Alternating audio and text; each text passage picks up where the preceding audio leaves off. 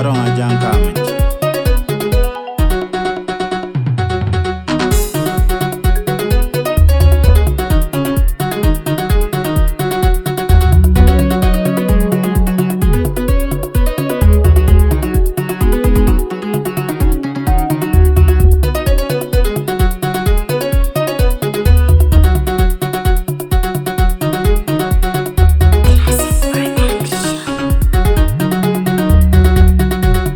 Jurun man pina ma joro jur kene ka kwetu kene ka ngwet kwa nang koi kogo koi gwar kotin jur weliap yin ya man mi gui jur dia ma chenyin gel adur kai nora kalom ka ju kene alui ka jelu kene la maro di petugi mon janga jeno mar manine terbai ka jurun yang pina ma joro jur kene ka to kene ka dal kwa nang koi kogo koi gwar kotin jur weliap yin ya man mi gui jur dia ma chenyin gel adur kai nara kalom ka ju kene alui ka jelu kene la maro di petugi mon janga jeno mar manine terbai ka jurun man pina ma joro jur kene ka kwetu kene ka ngwet kwa nang koi kogo koi gwar kotin jur weliap yin ya man mi gui jur dia ma chenyin gel adur kai nara kalom ka ju kene alui ka jelu kene la maro di petugi mon janga jeno mar manine terbai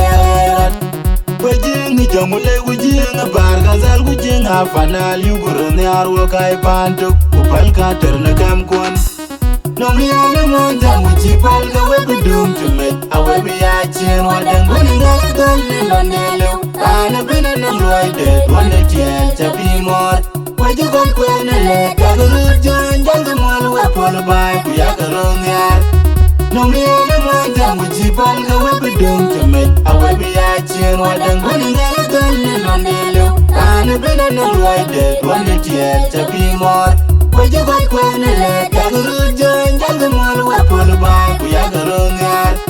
Nomi ale monta muchi palga webidum tumet awebi achin wadang guninga dolni lonelu Ana bina namloide wane tiel chapi mor Wajikon kwene le kagurur jan jangamol wepol bay kuyakarong yar Alwenti yerem gamon Ajin tangan tone Facebook ina beleu tiken belan Alwenti yerem gadi Ajin tangan tone Facebook ina beleu tiken belan Alwenti yerem gadi Ajin tangan tone Facebook ina beleu tiken belan Alwenti yerem gadi Ajin tangan tone Facebook ina beleu tiken belan Mujibal gawe bedom jemet awebi achin wadang guninga dolni lonelu Ana bina namloide wane tiel chapi mor Wajikon kwene le kagurur jan jangamol wepol bay